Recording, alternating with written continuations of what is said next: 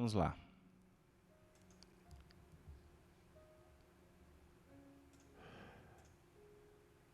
Queridos amigos, senhoras e senhores, boa noite para todos. É com muita alegria que estamos iniciando o nosso trabalho da noite, rogando a espiritualidade, as bênçãos para o nosso trabalho. Gostaria de abraçar a todos os nossos amigos internautas, companheiros que já se encontram apostos através do chat do YouTube. Nós vamos iniciar as nossas atividades hoje, 19 de maio do ano de 2016, nesse nosso espaço do estudo em torno do livro Apocalipse.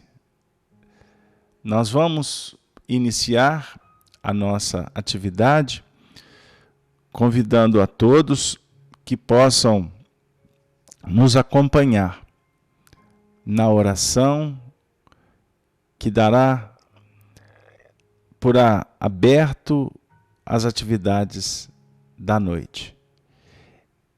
Eu conclamo vocês nesse momento para nos desvincularmos do mundo de fora, dessa ambiência material, e vamos mergulhar dentro da nossa intimidade, conversando e sentindo as expressões sacrossantas do Pai. Deus de infinito amor e bondade, Senhor das nossas vidas, nesse momento, agradecidos nos encontramos por mais um dia, por mais uma etapa que vai se desenvolvendo na nossa trajetória evolutiva. Quantas bênçãos, Senhor! A família, o lar, os amigos, os testemunhos, o aprendizado, as atividades profissionais, as tarefas na divulgação do Teu Evangelho, o convívio social. Ó Senhor, Tu nos oferece muito mais do que podemos imaginar de benefícios. Por isso, nesse momento em que buscamos elevar os nossos pensamentos, rendemos graças. Agradecemos, Senhor, por tantos benefícios. Mas nós, nesse momento, sentindo a presença dos benfeitores espirituais em nossos lares, no ambiente em que nos encontramos, ainda assim, suplicamos, Senhor, que atendas a todos que sofrem, que envolva todos os corações que amamos, proteja a nossa família, a nossa casa espírita, as nossas atividades de atendimento espiritual. Senhor, quantos caminham pelo mundo distantes da Tua palavra? Envolva-os e que nós possamos aprender contigo, Senhor, para semear o bem em todos os lugares, independente da circunstância. E assim, Senhor, rogamos que a nossa atividade da noite possa ser pródiga, possa nos oferecer aqueles elementos que favoreçam o nosso entendimento, a força que necessitamos, a dose perfeita do medicamento imprescindível, e, acima de tudo, Senhor, a verdade que nos liberte, a consciência que se amplia. Que possamos atingir ao final do nosso encontro, felizes, contentes e em paz. Que a ambiência fraterna entre nós, irmãos cristãos, possa sempre representar a Tua presença dentro da nossa realidade espiritual. Se conosco, Senhor Jesus, hoje, agora e sempre. Que assim seja. Que assim seja, graças a Deus. Queridos amigos, novamente, boa noite para todos. Agradeço a presença de todos que se encontram no chat, desde aqueles que chegaram agora, como a nossa querida Núzia, a Cleusa, nós observamos a Anita, a Jussara, a Elisete, a Marilac, o João Afonso, o Elton, deixa eu ver quem mais aqui, a Maria de Fátima, a Marcilene, enfim, todos que se encontram conosco, muito obrigado pela presença, pela audiência, pela força, porque vocês se transformam na razão principal do nosso esforço. Obviamente, conscientes que o trabalho, primeiramente, ele nos ajuda no nosso processo de crescimento. Mas sem a presença de vocês, com certeza, tudo seria mais complexo. Queridos amigos, hoje, com muita alegria, estamos de volta com o programa Estudo do Apocalipse, na 34ª edição. Nós, como a maioria aqui está ciente e acompanhando, estamos trabalhando com o primeiro capítulo. E hoje nós vamos, como sempre, iniciar com a leitura do mesmo, para que possamos ir criando a ambiência favorável para o nosso entendimento, para a busca do que nos reserva os benfeitores. Sem delongas, Apocalipse capítulo 1. Vamos lá. Eu, João, que também sou vosso irmão, a partir do versículo 9, e companheiro na aflição e no reino, e paciência de Jesus Cristo, estava na ilha chamada Patmos, por causa da palavra de Deus e pelo testemunho de Jesus Cristo. E fui arrebatado no Espírito no dia do Senhor, e ouvi detrás de mim uma grande voz como de trombeta, que dizia: o que vês, escreve-o num livro, e envia-o às 7 igrejas que estão na Ásia, a Éfeso, e a Esmirna, e a Pérgamo, e a Tiatira, e a Sardes, e a Filadélfia, e a Laodiceia. E virei-me para ver quem falava comigo. E virando-me, vi 7 castiçais de ouro. E no meio dos 7 castiçais, um semelhante ao Filho do Homem, vestido até os pés de vestido comprido, e cingido pelos peitos com um cinto de ouro. Versículo 14. E a sua cabeça e cabelos eram brancos como lã branca, como a neve, e os seus olhos como chama de fogo. E os seus pés, semelhante a latão reluzente, como se tivessem sido refinados numa fornalha. E a sua voz como a voz de muitas águas. Versículo 16. E ele tinha na sua destra 7 estrelas. E da sua boca saía uma aguda espada de 2 fios, e o seu rosto como o sol, quando na sua força resplandece. E eu, quando o vi, Caí a seus pés como um morto, e ele pôs sobre mim a sua destra, dizendo-me: não temas, eu sou o primeiro e o último. E o que vivo e que fui morto, mas eis que aqui estou vivo para todo sempre. Amém. E tenho as chaves da morte e do inferno. Escreve as coisas que tem visto, e as que são, e as que depois destas hão de acontecer. O mistério das 7 estrelas que vistes na minha destra, e dos 7 castiçais de ouro, e as 7 estrelas, os anjos das 7 igrejas, e os 7 castiçais que vistes, são as 7 igrejas. Muito bem. Agora nós vamos, ou melhor, vamos fazer só uma leitura rápida do estudo das 2 últimas semanas. E ele tinha na sua destra 7 estrelas, e da sua boca saía uma aguda espada de 2 fios. E o seu rosto era como o sol, quando na sua força resplandece. Lembram dos estudos?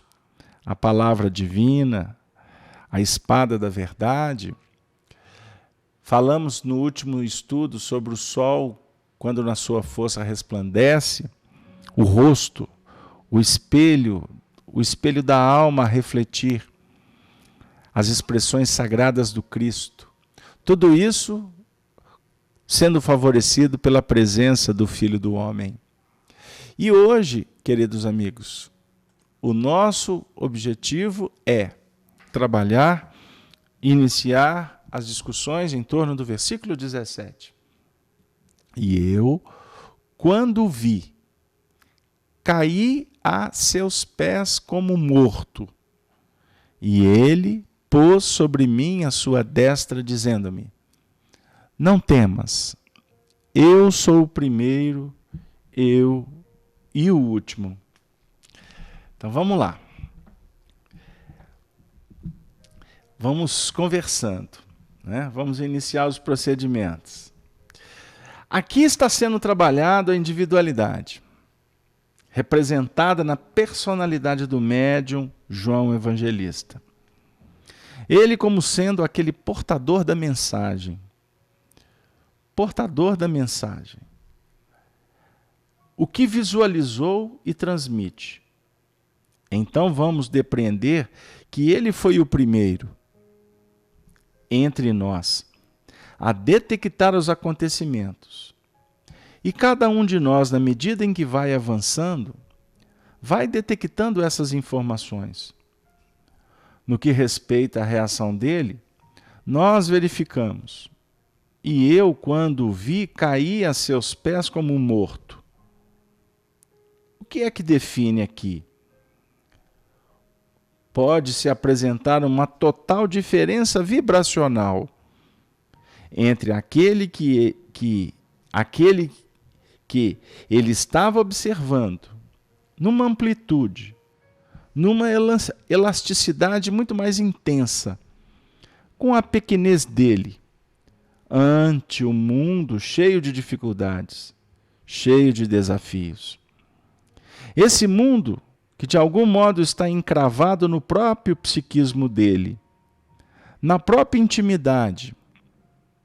Então, o cair como morto, nós vamos analisar que é o que está acontecendo de algum modo conosco, que em toda a nossa soma de recursos, de valores, essa soma está sendo trabalhada, está sendo redimensionada para que nós possamos nos posicionar em outro plano, num plano que nos ofereça condições de sobrevivência, condições de visualização nítida de uma nova era que está se abrindo para nós.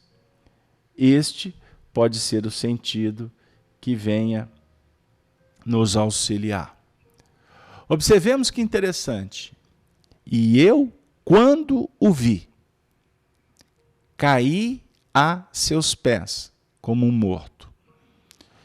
Então, essa condição de quando o vi, ela foi precedida por uma série de circunstâncias que nós podemos aqui relembrar rapidamente.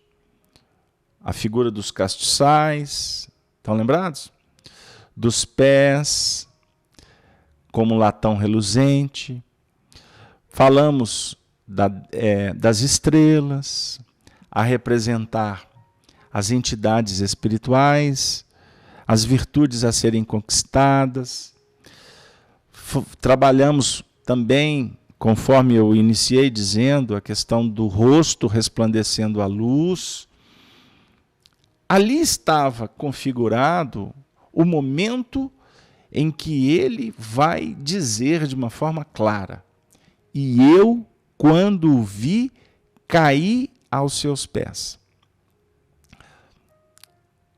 Por que ele caiu?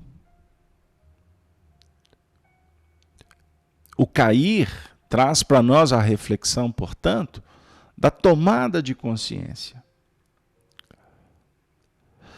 do despertar para uma nova realidade, para uma nova dimensão.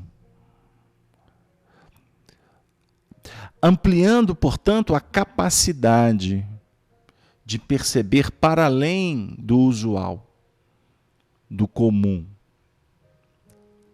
Nós caminhamos, nós flutuamos, nós evoluímos dentro de um espaço que é definido pela nossa mente e pela providência divina.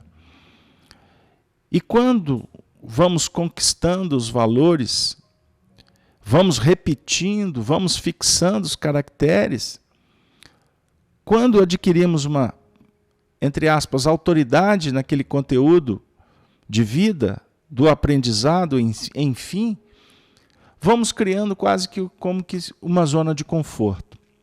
É o resultado da segurança diante das conquistas auferidas. E a vida vai, portanto, nos dizendo que há uma linha demarcatória que precisa de ser sobreposta. Precisamos de analisar o que está para além. É a verdade. E quando nos movimentamos para tal, percebemos o atendimento espiritual que chega para cada um de nós por misericórdia, a definir o último movimento do versículo, a misericórdia, para que não temamos, para que não cultuemos ou que alimentemos o medo. Pelo contrário, é necessário desativá-lo. E como que nós podemos desativar o medo? A partir da consciência da verdade, dos fatos. A revelação espiritual vai nos projetando sempre a imortalidade a ser desbravada. E quanto mais consciência, informação, autorizados pela busca de vivenciação, nós vamos como que implementando um sistema que garante a tranquilidade para enfrentar os desafios. Então, quanto mais consciência, aplicação, informação, vivenciação, mais o ser vai consolidando a fé que autoriza a sua caminhada em bases seguras. Nós poderemos aqui relembrar o exemplo dos cristãos no circo máximo, quando estavam sendo encaminhados para o processo do martírio, iam cantando, criando toda uma ambiência psicológica que favorecesse a um certo reconforto para enfrentar o desafio e a morte. Era a fé raciocinada. Era o entendimento no que remonta ao prêmio que cada um iria receber após o desenfeixar-se do corpo físico, ou seja, consciência da imortalidade, e que estavam fazendo por testemunhar a fé em Jesus, o Cristo, que ressurgiu também dos mortos. Então, o movimento aqui deixa de ser uma crença fanática e passa a ser, portanto, uma força que vai nos auxiliando no empreendimento da esperança em dias melhores, no encontro ou no reencontro divino com novas possibilidades, quando perpassamos a senda das dificuldades com galhardia, com soberania. São aspectos interessantes que nos chamam a atenção. Então, observemos. E aqui agora,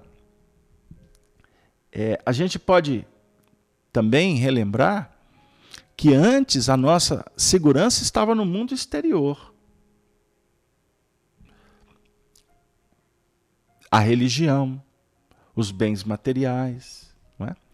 Nos dias atuais eu podia adequar dizendo que a nossa segurança, ter um carro, uma casa, ter filhos alimentados, ter bom emprego, ter saúde. A nossa segurança era depositada nesse movimento. Qual é a função do Apocalipse para nós agora? É nos mostrar que a segurança não pode ser depositada lá fora. Porque basta um estalar de dedo do mundo maior para que a gente perca tudo isso. E o que será de nós? Nós vamos nos desesperar?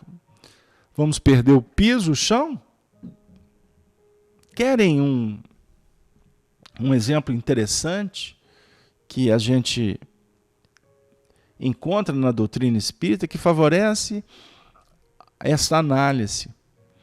O grande desafio dos espíritos após a desencarnação é ter esse sentimento de perda, o que causa, na maioria das vezes, um profundo abatimento, entristecimento, angústia, depressão. Porque caminharam como nós caminhamos muitas vezes na Terra, apoiando-nos no que é visível, no que é palpável. No mundo espiritual nós não vamos levar isso. Então qual que é o nosso empreendimento como espíritos que estamos apenas estagiando na Terra? É aprender a usar recursos, mas não tomar posses definitivas sobre eles. Porque eles são, na realidade, a representação dos valores que precisamos de adquirir em nível íntimo. Então parece um paradoxo, né? Uma contradição. Então temos que quebrar esse paradigma a partir da instauração de um novo paradigma que é o Evangelho. Jesus é o paradigma, Jesus é um modelo novo, é uma proposta nova, para que, abraçando-a, nós vamos como que substituindo. Porque não é simples deixar tudo pela estrada. Abandonar de uma hora para outra. Tanto que Jesus no Evangelho orienta, não é? Que é necessário que no momento dos testemunhos a gente abandone pai, mãe, filho, que a gente abandone tudo. Não é?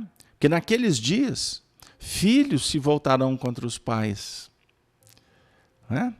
Noras contra as sogras, genros contra os genros.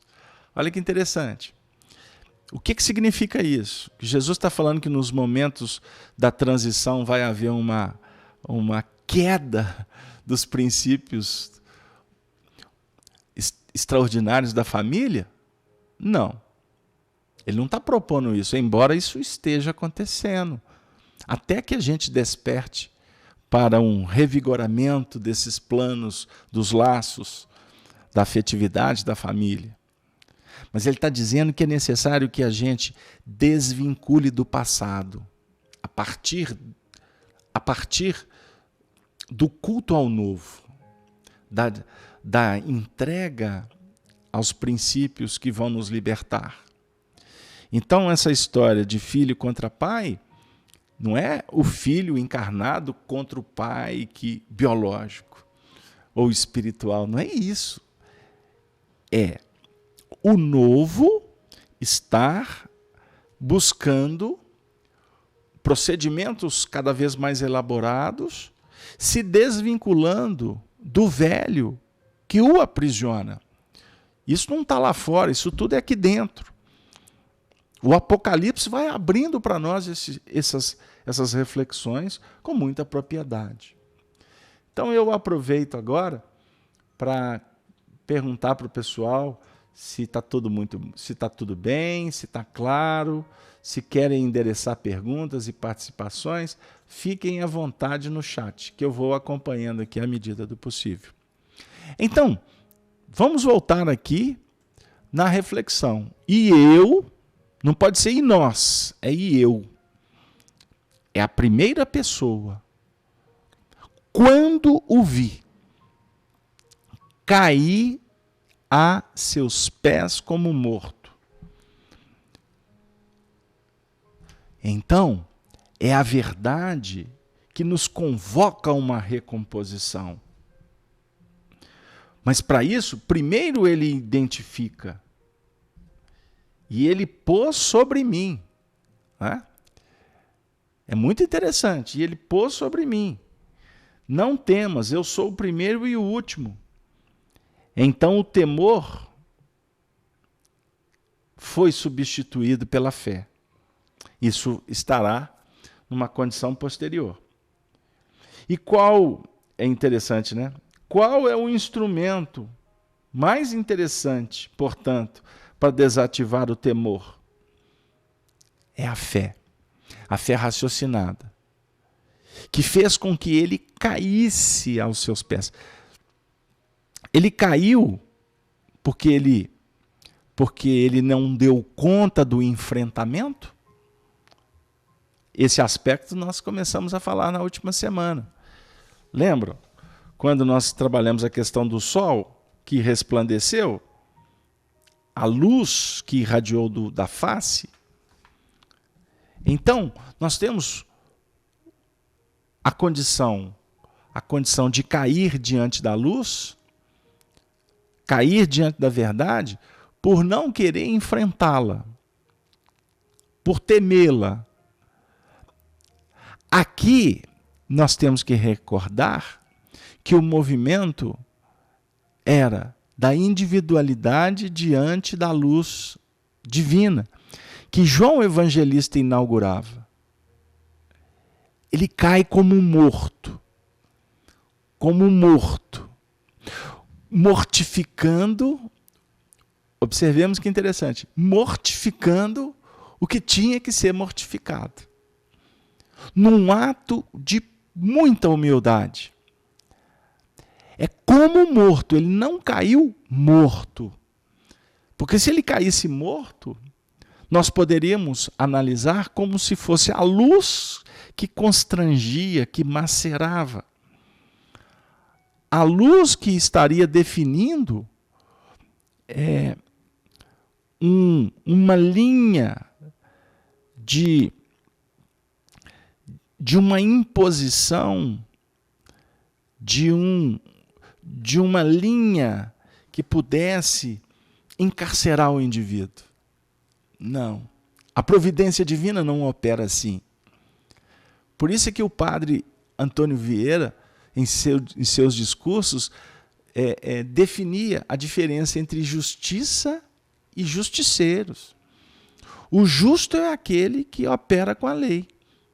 O justiceiro é aquele que se esbalda na lei. Nós estamos falando do Filho do Homem. João estava olhando. João estava identificando os símbolos que ele percebia com clareza. Uma nova proposição de vida. Então, imaginemos a cena. João, que conhecia Jesus Cristo, que caminhou com ele, ele estava diante do Cristo numa condição extraordinariamente bela.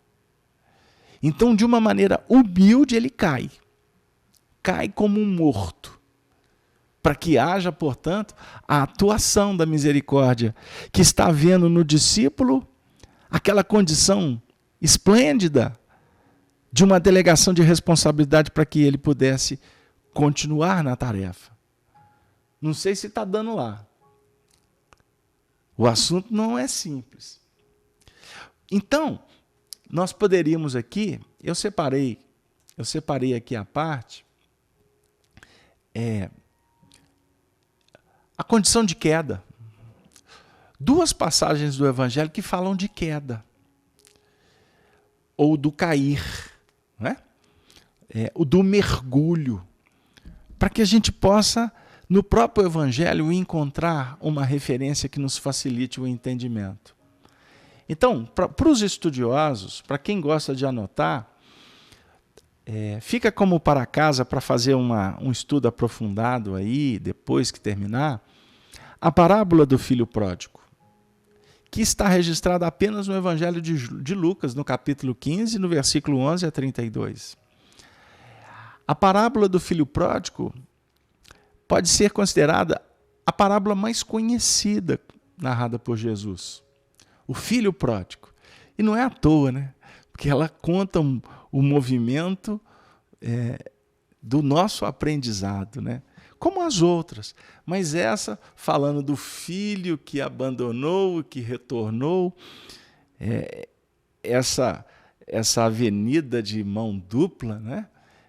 Que define para nós a euforia, a queda, o aprendizado, a vivência.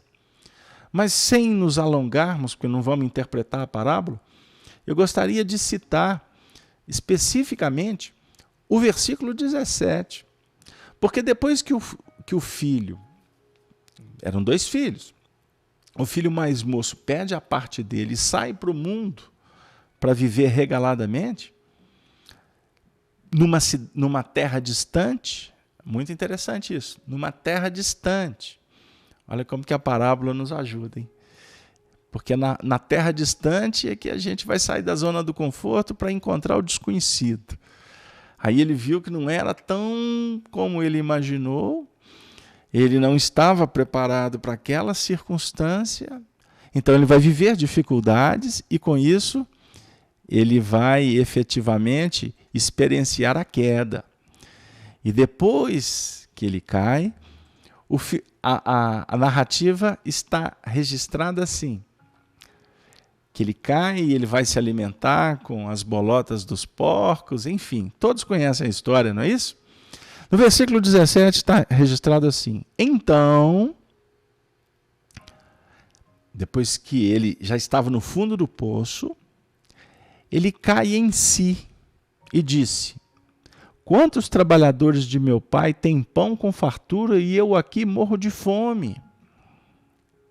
A queda aqui, a consciência, a culpa, e aí o filho pródigo vai se soerguer. Então no versículo 18 está registrado: levantar-me-ei e irei ter com meu pai e lhe direi: pai, pequei contra o céu e diante de ti. Aí eu me recordo do Honório Abreu comentando esse trecho, quando ele fala: pai, pequei contra o céu e diante de ti. Porque ninguém peca contra Deus. Não tem essa. Não. Peca contra o céu. Contra Deus, não. Qual céu? As expressões da consciência. O que é o pecado? É o bater de frente, é o se conspurcar, é o não ouvir, é o se rebelar. Esse é o movimento que corrompe os procedimentos puros do Espírito. E diante de ti, ou seja, é contra, mas o Pai ele peca diante. Essa expressão é maravilhosa, diante da luz, porque a luz está em toda parte, a nos sustentar e não a nos cobrar. Deu aí? Mas eu não vou me alongar, porque a ideia era que ele caiu e depois caiu em si, porque ele sai do seu mundo mental, de tranquilidade, de aprendizado, do paraíso, e ele desce às regiões das experiências. Não é verdade? E como não foram experiências que não tiveram, nesse contexto, um valor que continuava a atender à sua vaidade, aí a própria vida devolve e ele vai viver as augúrias. E aí ele busca o arrependimento, que é diferente de culpa. Arrependimento é o arremeter-se, é o sair daquele circuito fechado. Então aqui é um processo de uma escolástica sobre duras penas, vamos dizer assim. E aí nós vamos trazer aqui agora uma outra passagem que também fala para nós de uma descida.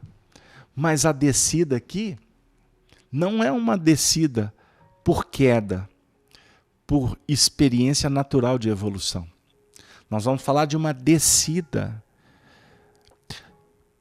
que está em consonância com os princípios norteadores do discípulo. O discípulo desce para operar em sintonia com aquele que está no alto, simbolicamente, né? É lógico que tudo aqui é símbolo. Então nós vamos trazer qual passagem agora para vocês anotarem? A parábola do bom samaritano, que também só está registrada em Lucas, porém agora no capítulo 10, no versículo 30 ao 37. No versículo 33. Aliás, tem duas narrativas interessantes nessa passagem. Porque Jesus vai contar a parábola dizendo assim, ele fala assim, um homem descia de Jerusalém a Jericó e caiu nas mãos de salteadores. Ele desce de Jerusalém para Jericó. Ele sai do superconsciente para descer para as camadas inferiores.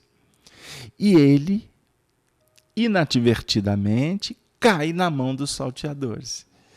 Ou seja, ele cai nas teias da ilusão. Ele cai num circuito que o aprisiona do seu inconsciente, da sua história. Por quê? Eu vou tentar explicar. O estudo do Apocalipse para nós é um banho, é um convite a uma viagem ao grande futuro. Ao futuro no seu sentido temporal? Não. É no seu sentido espiritual. Por isso que o Apocalipse para nós aqui não tem nada de data limite. Data limite é para quem está limitado no entendimento, com todo respeito. As questões puramente materiais. Nós estamos preocupados aqui com tempo, daqui a 1 ano, daqui a 2 anos, daqui a 100 anos. Não. A nossa discussão aqui é sobrepor o tempo e o espaço. É trabalhar numa 5ª, numa 6ª, numa 7ª dimensão. Não sei se está dando lá. Nós estamos aqui no Apocalipse procurando conviver com o Cristo através do seu médium, aquele que viu primeiro, João. E por isso, João vem para nos ensinar como que se dá esse processo de recomposição, de soerguimento e de aplicabilidade dos conceitos do Evangelho. Então, um certo homem desce de Jerusalém. Nós estamos em Jerusalém. a Jerusalém prometida, a Terra Santa, o superconsciente. Terminado o estudo, nós vamos descer para onde? Para Jericó. Jericó, cidade de mercado, cidade de convívio, um movimento de interação, onde a lei do trabalho, a lei de sociedade, a lei de igualdade vai ser, por nós, aprendida, vivenciada. Então ainda caímos na mão dos salteadores, porque os salteadores são alimentados por nós outros. Não sei se deu lá. Mas aí o que acontece? Em meio a tantas dificuldades, o que nos importa aqui agora é falar o seguinte, é citar o versículo 33. Porque vários viram o homem no chão e não cuidaram dele. Até que um samaritano que ia de viagem, samaritano sempre está viajando. O cristão está sempre em busca do trabalho e do estudo. Não é? Aproximou-se do homem e, vendo-o, teve compaixão dele. Chegando-se, atou-lhe as feridas, deitando nelas azeite e vinho. Ponto. Eu vou ficar aqui, porque senão, uma outra parábola para a gente bater papo. Não é? Olha que interessante. Ele vendo o homem, ele tem compaixão. Ou seja, o samaritano, o cristão, o discípulo de Jesus, está sempre em viagem. Ele desce de Jerusalém para Jericó. É o mesmo movimento. Mas ele está em perfeita comunhão com Jerusalém. Por isso, ele vai cuidar do homem. Ele não quer saber quem que era o homem, qual que era a cidade, a cor, a etnia, qual era a religião, qual que era o partido, qual que era o time de futebol, se ele era casado, solteiro, tico-tico no fubá, como dizia a gíria antiga. Ele não queria saber se era filho, se era pai, se era mãe, se era tia. Era o homem. Era o homem. A representar Jesus como o homem, como a humanidade plena. Era o homem. Nós atendemos Jesus cuidando do homem. E por aí vai. E o que é interessante, né? Conectado com Jerusalém, ele vai cuidar das feridas. E o que ele põe na ferida? Azeite e vinho. Qual que é a função do azeite, gente? Não é o óleo que vai se transformar em luz? O azeite? Não é o combustível? Não é o processo da iluminação? Ele cuidando, ele está só cuidando perifericamente? Não. Ele está propondo uma metodologia reeducativa para aquele homem que saiu de Jerusalém, foi para Jericó e caiu. E o vinho? O vinho da sabedoria. O vinho que representa o vinho em doses diminutas. Não é doses abundantes que embebeda. Doses diminutas. Que representa o quê? O conhecimento. Que tem que ser trabalhado em doses homeopáticas. Porque quando você aprende, você tem que apreender. Você tem que viver. Você tem que experienciar. E não dá para experienciar tudo de uma vez só. Então, por que você está sofrendo? Por que nós estamos nos cobrando tanto? Tem pessoas que estão querendo resolver o processo da reencarnação em 2 minutos de conversa. Basta ler um livro, se tornou espírita, que já está tudo pronto. Não é? Aí tem problema de relacionamento, já quer logo resolver. Aí quer trocar o parceiro. Ou se está sozinho, quer encontrar a alma que vai planificar os seus anseios. Se é um filho que está com dificuldade com o pai, ele quer, de uma hora para outra, converter o pai ao espiritismo. Não basta tomar um passe, assistir uma mediúnica, conversar com os espíritos, ser amigo de um vulto espiritual reconhecidamente com poderes, que tudo vai se resolver. Isso é um puro engano. E dos grandes. Não é assim que se faz. Então, o samaritano vai operar. Allan Kardec oferece a metodologia da caridade, mas do estudo primeiro. O Chico Xavier, hoje eu estava lendo um livro dele, em parceria com Herculano Pires, na hora do testemunho, o Chico Xavier falando que ele tinha um trabalho, ele tinha um compromisso com Emmanuel. Mas o que mais lhe chamava a atenção era o compromisso que ele tinha que ter com Allan Kardec e com a codificação espírita. Com Allan Kardec e com a codificação espírita. Quem não quiser entender isso, quiser polemizar e levar para outras direções, eu já nem gasto mais tempo com esse assunto. Porque é devaneio demais, com todo respeito às pessoas, mas com total repúdio às ideias, que elas são completamente ilógicas e contribuem de uma forma negativa para o nosso movimento espírita, de uma maneira irresponsável para quem conduz esses processos, porque não estão nem aí para a doutrina espírita, querem o holofote, querem se projetar, mas continuemos, porque os tempos atuais são tempos do dragão. É o momento da contradição. E não tem problema. Amanhã a verdade bate no coração de todos. Pegaram aí? Agora, João Evangelista, vamos voltar ao que nos interessa. João Evangelista, e eu, quando o vi, caí a seus pés como morto. Um movimento de humildade plena. E por isso, para os estudiosos atentos, eu reservei agora um versículo. Ou melhor, 2 versículos. Eu não vou me deter na internet, porque a internet, ela engana a gente. Tem hora. Eu gosto da minha Escritura. Vamos remontar ao capítulo 13 de João, na passagem do lava-pés, na ceia. Nós vamos encontrar uma cena belíssima de João Evangelista com Jesus, dizendo assim, só um minutinho.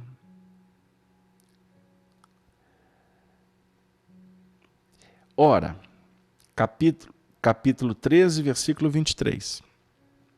Ora, um de seus discípulos, aquele a quem Jesus amava, estava reclinado no seio de Jesus.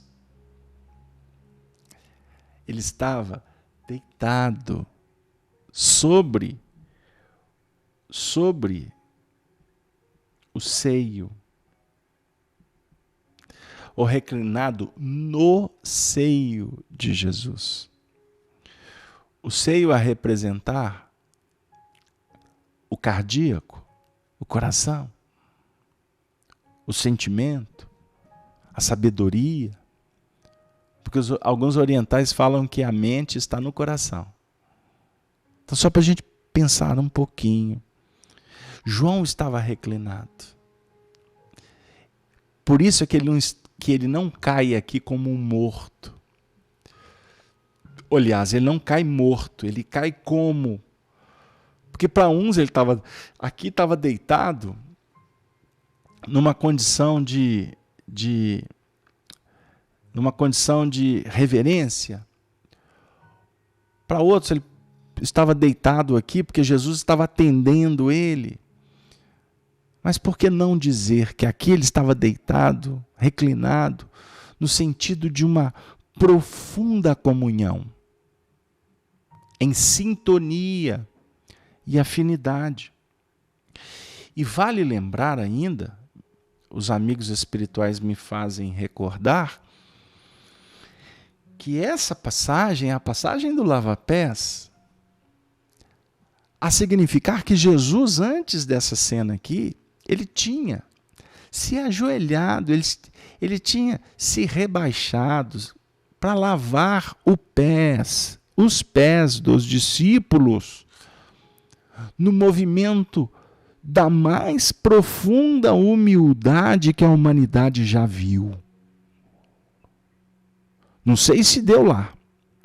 Então João aqui reclina. Aí, olha qual que é a sequência do acontecimento. Então, Simão Pedro fez um sinal a este para que perguntasse quem era aquele de quem ele falara. E inclinando-se, João, aí ele levanta, inclinando-se ele agora é sobre o peito de Jesus, disse-lhe: Senhor, quem é que há de nos trair? Então antes ele estava deitado no seio. Depois Pedro dá uma tarefa para ele, ele se levanta sobre o peito, tendo como base o sentimento crístico. Não sei se vocês estão acompanhando comigo, porque o assunto, ele é tão magnânimo, o aprendizado do Evangelho é tão rico, que um versículo é suficiente para a gente conversar muito, porque a gente vai tirar sempre muitos elementos desse contexto. Então, primeiro eu falei da queda do filho pródigo. Depois eu narrei a queda do homem que descia de Jerusalém para Jericó. E que depois ele foi atendido por um samaritano que passava pelo caminho, que viajava pelo caminho. Quer dizer, ele conhecia o caminho. E o samaritano conhecia o caminho tanto da subida de Jericó para Jerusalém, quanto de Jerusalém descendo para Jericó. Ele tinha autoridade, ele tinha vivência, ele tinha respaldo, ele tinha amparo espiritual, ele tinha intuição para exercer aquela tarefa. Deu lá, queridos amigos? Estão vendo aí como é que tem hora que eu costumo brincar dizendo que a gente passa aperto, porque os assuntos eles não param de nos visitar. Então existe aqui um movimento da humildade. E a humildade foi tão exuberante, foi tão plena, que ele quem? O Filho do Homem pôs sobre mim a sua destra, dizendo-me: não temas, eu sou o primeiro e o último.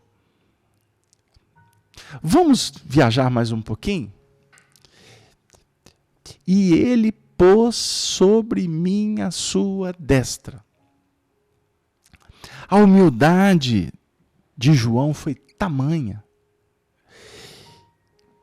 que a mão, a destra, ele põe a sua destra. Lembram que no versículo anterior nós falamos sobre a mão direita marcada com as 7 estrelas? É a mesma mão. Por que a mão direita, a destra direita, e não a esquerda? Quem é destro, né? Quem é destro vai entender o que eu estou dizendo. A mão destra, né? A mão direita, citada no Evangelho, né? A maioria percentualmente você tem mais pessoas que utilizam, que são destros, do que são ambidestros. Não é verdade? Eu sou tão complicado na minha evolução que eu sou canhoto. Né? Eu sou canhoto. Então, a mão direita minha é a mão esquerda. e a mão esquerda é a mão direita. Mas isso não vem ao caso.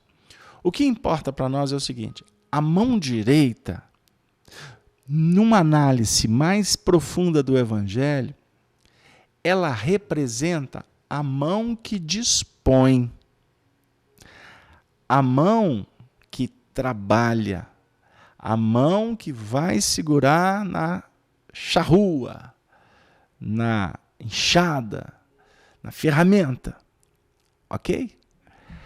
A mão esquerda, não é? Para a grande maioria, tá bom? A mão esquerda, como ela está vinculada à área esquerda, à área do coração, é a mão que recolhe, que trabalha em nível de sentimentos. Deu aí? Então Jesus, nesse movimento aqui, está operando. Embora ele sempre opera acolhendo, acolhe operando. Mas o que fica aqui para nós como um convite para refletir? É que nós estamos, com o Apocalipse, com o advento da revelação espírita, nós estamos nos colocando na condição de servos, cooperadores. As estrelas não representam o espírito de verdade? Não representam as autoridades? Qual é o nosso desafio? Receber a misericórdia ou agirmos com misericórdia? O que é que vocês acham? O pessoal do chat que está caladinho hoje, né? Ao Leonardo Rocha que adentrou aí agora, a Marilac. A Marilac está dizendo: quando descemos, permitimos que o joio se misture na boa semente que foi semeada em Jerusalém. É uma ideia, é para a gente refletir. Embora o joio e o trigo, eles crescem juntos sempre. O religioso tradicional, minha amiga Marilac, vê se você acha coerente o que eu vou dizer. Religioso tradicional quer arrancar o joio. Ele quer ficar livre do problema. Ele quer... Eu assisti outro dia um depoimento de um companheiro evangélico falando sobre iriam dessatanizar uma pessoa. O Espírito ia dizer: vamos desobsediar alguém. E na realidade, o processo é muito mais profundo do que um ato exterior que muitas vezes é mentiroso. Ele não representa a verdade. O negócio não é você ficar livre do problema. A questão é você resolver o problema. Então, tem muita gente preocupada com o joio e deixando de semear o trigo. O que nós devemos trabalhar sempre nessa lavoura do bem é estar preparado para transformar a colheita positiva e a colheita negativa numa uma junção de esforços e de resultados. Sem imediatismo, sem nos ensandecer por resultados, que é um ledo engano. É um ledo engano. Mas trabalhando sempre em busca da horizontalidade, que nos dá a condição de operar, mas sem nos desvincular da verticalização, que é a nossa meta inspirativa. Então, só voltando aqui, a misericórdia da providência divina pôs sobre mim a sua destra, dizendo-me: não temas, eu sou o primeiro e sou o último. O Cristo define para nós a necessidade da confiança. Por isso, querido amigo, jamais estaremos abandonados à própria sorte. Estaremos sempre envolvidos pela providência divina. Então trabalhamos com as duas mãos. As mãos que propõem e as mãos que vão recolher ao nível do sentimento. Isso são pontos importantes no nosso aprendizado nestas movimentações do Apocalipse. Agora vem aquela pergunta, né? Deixa eu ver se eu não estou soltando aqui. Não temas, eu sou o primeiro e sou o último. Ou seja, o alfa e o ômega. O primeiro e o último foi inserção, só para ajudar o entendimento. O que significa isso? Eu vou buscar uma reflexão do nosso querido Honório Abreu. É a eliminação da esteira de espaço e tempo. A pessoa que vive no eterno. Então, o que é viver no eterno? Pergunta natural.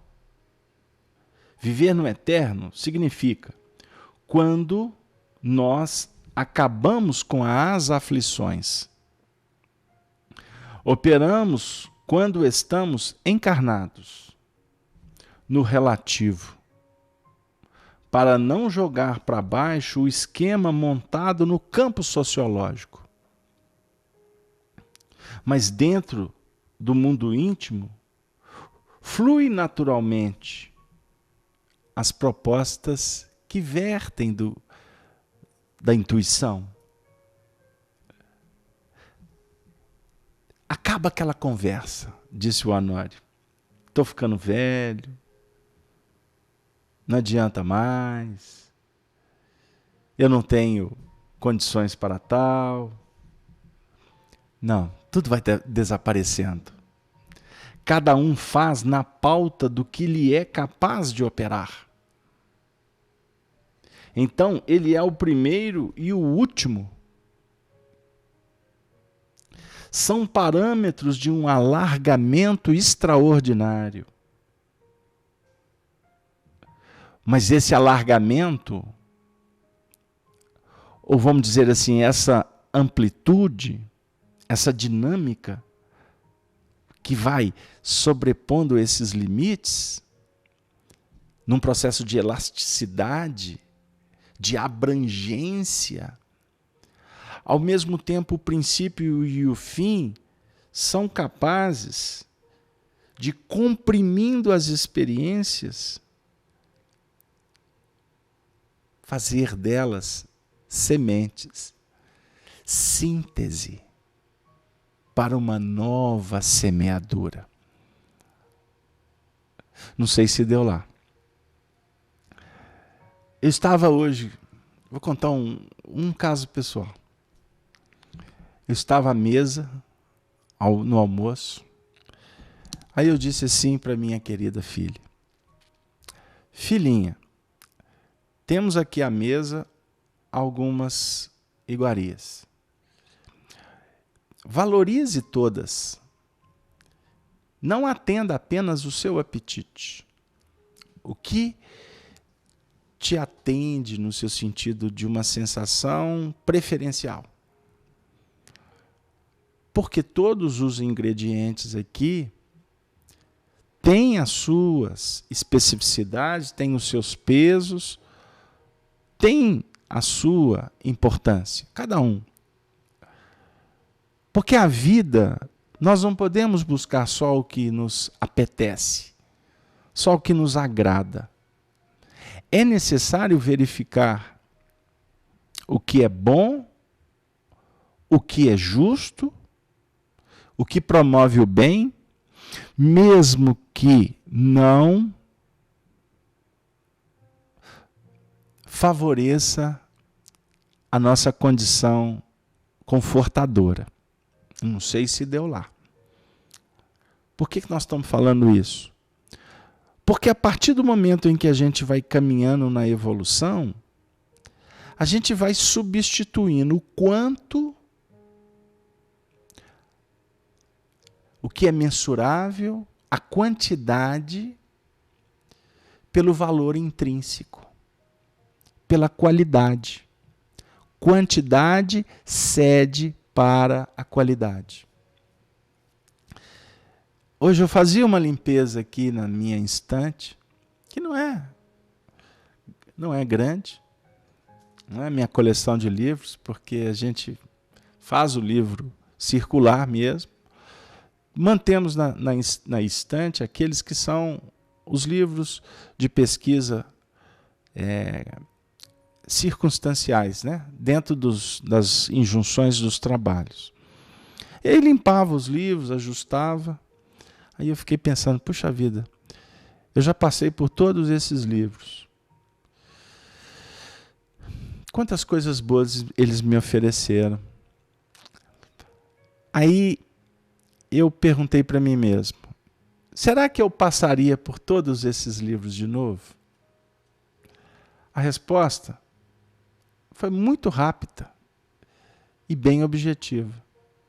Agora que eu já os conheço, uma boa parte aqui, não. Eu não passaria por eles de novo.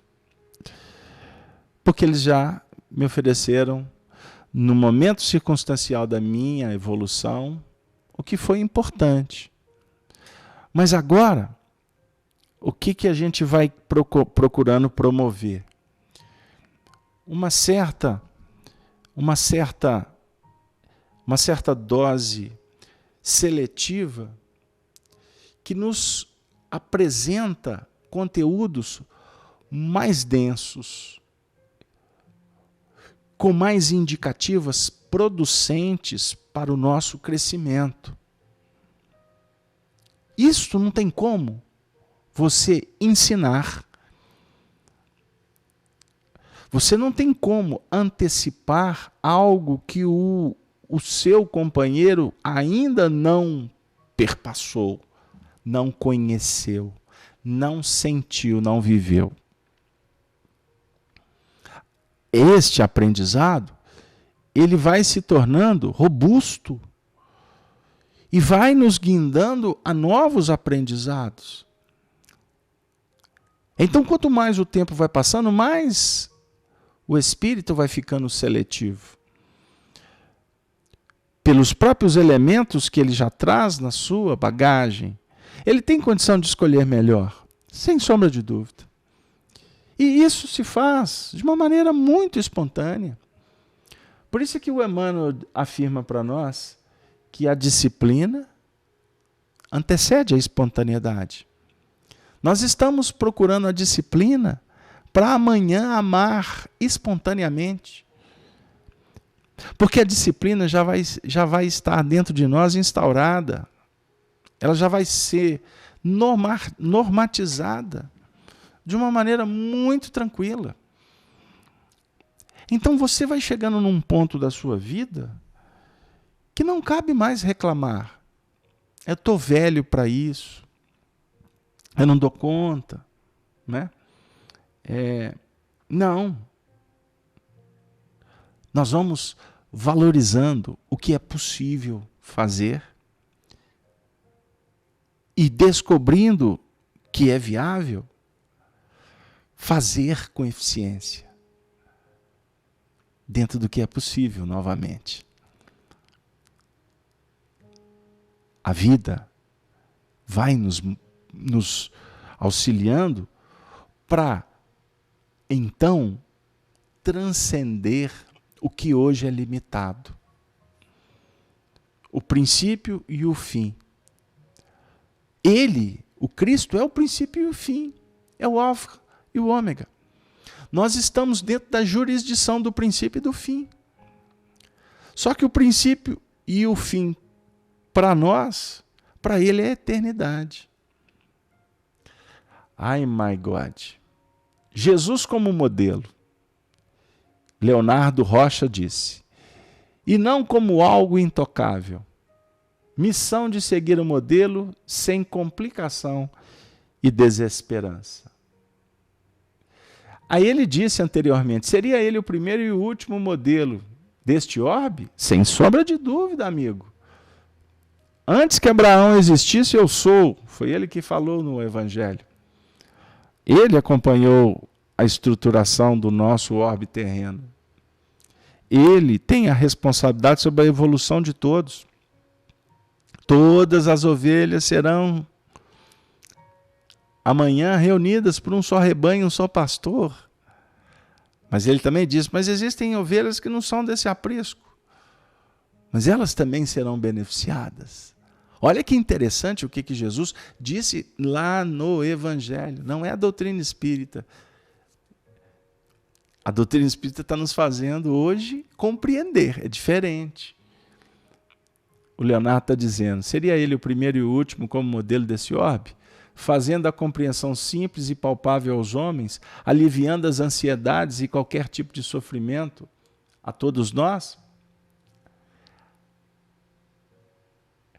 Eu só vou prestar atenção na frase que você colocou para nós. Aliviando as ansiedades e qualquer tipo de sofrimento. Aliviando. Vinde a mim todos vós que estáis cansados e sobrecarregados, que eu vos aliviarei. Capítulo 11 do Evangelho de Mateus, versículo 28. Mas ele continua dizendo, mas tomai sobre vós o meu jugo e aprendei de mim. Como que ele alivia? Como um amigo que está conosco. Como uma medicação que chega, muitas vezes sem a gente saber de onde, por onde ela nos visitou. É necessário que nós reflitamos que a sequência do ensinamento é: tomai sobre vós o meu jugo e aprendei de mim, que sou brando e humilde de coração. Com Jesus, a evolução, ela se expande, ela se amplia. Porque com Jesus, nós vamos entendendo que nós somos detentores de todos os reflexos, de todos os elementos que estão incrustados dentro de nós. E o que vale agora não é incrustar, não é inchar de novos elementos. O Apocalipse vai dizer assim para nós: o desafio para o grande futuro do Espírito é abrir a percepção. Percepção da vida. Ele nos dá dica. Sereis reconhecidos como meus discípulos, por muito vos amardes. Ele fala do perdão. É necessário perdoar. Não 70 vezes 7, 7 vezes 7, mas 70 vezes 7. Aí o Emmanuel ainda conta uma história belíssima. É a cada ofensa. Allan Kardec vem nos falar da caridade. Uma série de procedimentos. Ou seja, ampliar a nossa percepção. A percepção da vida verdadeira. É muito interessante, meus amigos, que eu poderia, em se tratando de percepção, afirmar: nesse instante nós estamos mergulhados no mar, o hausto do Criador. Nós nos movimentamos dentro do amor de Deus. É uma expressão paulina. Aqui agora, do nosso lado, na dimensão real que nós nos encontramos, existem muitas forças que nos circunenvolvem. Eu estou, de uma certa forma, intercambiando os pensamentos com vocês. Todos nós estamos estabelecendo uma espécie de antena captadora da mensagem que vem do Cristo, do Filho do Homem, que é o nosso futuro. Essa imagem está sendo refletida. Ela está batendo dentro de nós. Porque ela parte de dentro de nós também. Os Espíritos vão então cuidar, impulsionar, fazer com que saia para fora os elementos que estão dentro da gente. E nesse processo há uma metabolização para que a gente possa ter mais fôlego e perceber o universo divino. Se eu convidá-los para fechar os olhos, vocês poderão sentir. Vocês poderão perceber, se quiserem, a presença dos benfeitores espirituais do nosso lado. Se podemos assim expressar. Quantos espíritos estão conosco aqui agora pedindo ajuda? Quantos estão nos beijando, nos abraçando, para dizer que confiam na nossa vitória, que reconhecidamente agradecem pelos esforços, pelas vibrações que endereçamos para eles?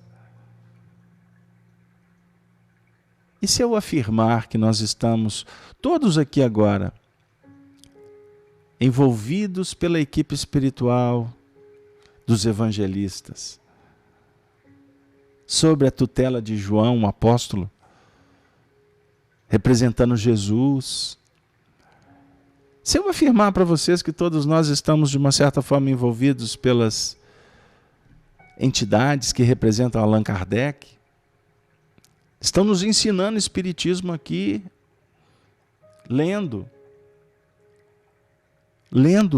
as escrituras. Nós estamos aqui envolvidos por frequências espirituais que estão vindo de Sírios, de outros orbes. Ah, Carlos Alberto, mas agora você foi longe. Eu falei, não fui não.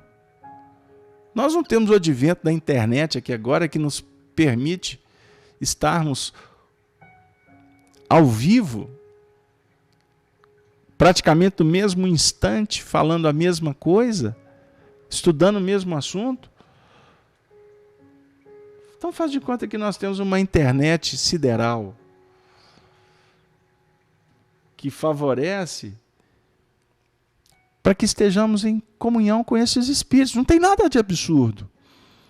É só você parar para refletir com mais atenção, com os elementos que nós temos hoje. E por que isso? Porque os espíritos estão nos convidando para que nós possamos ter no Apocalipse, na doutrina espírita, recursos para a gente sair desse mundinho nosso, dessa vidinha acanhada, sem perspectiva. Amigo, se você tem 70, 80, 90 anos, você tem muito o que fazer ainda. Você pode desencarnar daqui a 2 minutos, mas daqui a 2 minutos você tem muito o que fazer. Leia uma boa obra, assista uma boa palestra, promova bons diálogos, vá num lugar que você se sinta bem. Ah, Carlos Alberto, mas eu estou só no mundo. Então eu queria te dizer que você não está só. Porque tem muita gente que te ama, que te visita. E que sabe que toda quinta-feira vocês acompanham um estudo do Apocalipse, naquela mesma hora, no mesmo local, conectado com aquela mesma sintonia. Toda quinta-feira você terá companhias sérias que estarão com você estudando comigo, conosco e com os espíritos. Por isso que o Evangelho no Lar é incentivado para que a gente faça, para a gente ter um compromisso com os espíritos, seja lá semanal, diariamente, como queira. Mas naquele horário, naquele momento, os espíritos sabem que podem contar, porque nós estaremos buscando comunhão com eles. E como seremos atendidos? com a frase: não temas, não temas, não temas. Estarei convosco até o fim. Essa promessa de Jesus é uma das promessas, para não dizer, é a promessa por excelência, que nos deixa extremamente felizes, que nos deixa extremamente confiantes que nós podemos vencer. Posso até dizer, vencer espiritualmente. Pode ser que a gente perca para a doença. Ou melhor, o nosso corpo perca. Mas o seu espírito jamais vai perder. Seu espírito está ganhando. As dificuldades, todos os desafios, amigos, eles têm um único objetivo: promover em nós essa constância na prática do bem. O versículo 17, portanto, meus queridos amigos, nos projetam para na próxima semana conversarmos sobre o versículo 18. E o que vivo é o que eu vi, ou melhor dizendo, e o que vivo e fui morto, mas eis que aqui estou vivo para todo sempre. Amém. Tenho as chaves da morte e do inferno. Escreve essas coisas que tem visto, e as que são, e as que depois hão de acontecer. Temos muito que trabalhar na próxima semana. Mas hoje, o tempo caminhou com uma velocidade tão grande que nós teremos que encerrar com a alma extremamente agradecida pelas bênçãos aqui auferidas. E para encerrar, eu abri aqui aleatoriamente o livro Fonte Viva. E nós vamos trazer Emmanuel como aquela mensagem espiritual endereçada para todos nós, que nesse momento estamos expectantes do amor do Cristo. O livro Fonte Viva, lição 159, na presença do amor. Aquele que ama seu irmão está na luz, e nele não há escândalo. 1 João 2,10. Quem ama o próximo sabe, acima de tudo, compreender. E quem compreende, sabe livrar os olhos e os ouvidos do venenoso visco do escândalo, a fim de ajudar ao invés de acusar ou desservir. É necessário trazer o coração sobre a luz da verdadeira fraternidade, para reconhecer que somos irmãos uns dos outros, filhos de um só Pai. Enquanto nos demorarmos na escura fase do apego exclusivo a nós mesmos, encarceramo-nos no egoísmo e exigimos que os outros nos amem. Nesse passo infeliz, não sabemos querer senão a nós próprios, tomando os semelhantes por instrumentos de nossa satisfação. Mas se realmente amamos os companheiros de caminho, a paisagem de vida se modifica, de vez que a claridade do amor nos banhará a visão. Ama, pois, e assim como a lama jamais ofende a luz, a ofensa não mais te alcançará. Saberás que a miséria é fruto da ignorância, e auxiliarás a vítima do mal, nela encontrando o próprio irmão, necessitado de apoio e entendimento. Aprenderás a ouvir sem revolta, ainda mesmo que o crime te procure os ouvidos. e cultivarás a ajuda ao adversário, ainda mesmo quando te vejas dilacerado. Porque o perdão com esquecimento absoluto dos golpes recebidos surgirá espontâneo em teu espírito. Assim como a tolerância aparece natural na fonte que acolhe no próprio seio as pedras que lhe atiram. Ama e compreenderás. Ama e compreenderás.